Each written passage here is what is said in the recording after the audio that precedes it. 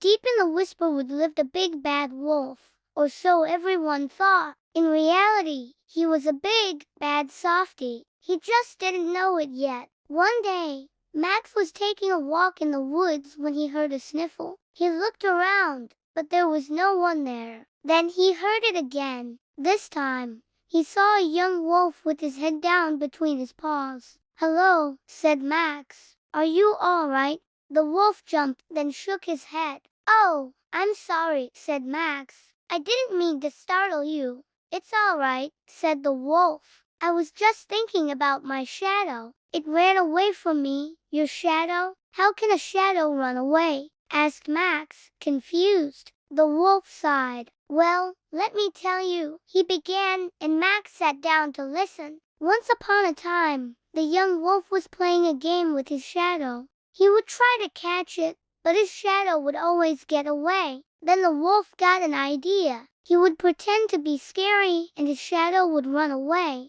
Then he would pounce on it and say, "Gotcha," and his shadow would just melt into the ground, disappearing until the next time the wolf wanted to play. But one day, the wolf was feeling extra grumpy. When his shadow ran away from him, he chased after it, not wanting to play anymore. "Give me back my shadow," he demanded, but his shadow just kept running. So the wolf did something he never did before. He used his sharp wolf teeth to give his shadow a little bite. The shadow yelped, then quickly hid behind a nearby tree. "I'm sorry," said the young wolf, but his shadow just shook its little shadow head and refused to come out. And that's why the young wolf was so upset, because he hadn't meant to hurt his shadow.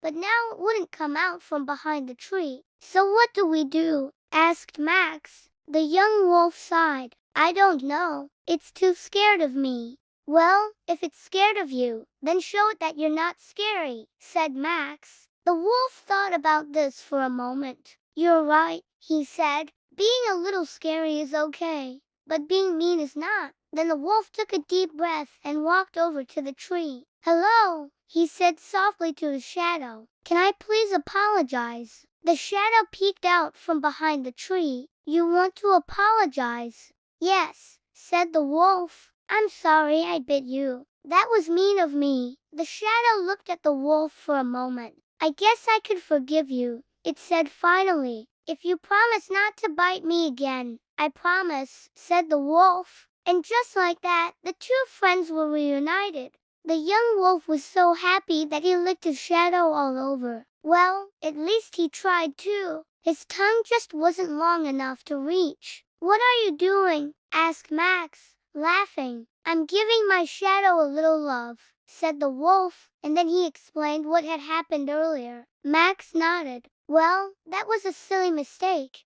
but I'm glad you made a friend today," he said to the wolf. "Me too," said the wolf happily, and as they walked along, Max noticed that the wolf wasn't nearly as scary as everyone had told him. In fact, he was really quite friendly, maybe a little too friendly. "Say, Max," he said, "would you like to come over and meet my family? We have dinner tonight, and my mom makes the best squirrel stew." Thanks, but I have to go home now," said Max. "My mom will be wondering where I am." "Oh, all right," said the wolf. "Well, maybe another day," and Max hurried off before the wolf could invite him over again. From that day on, Max knew the wolf wasn't so scary after all. And he also learned that even shadows need their friends to be gentle with them, too.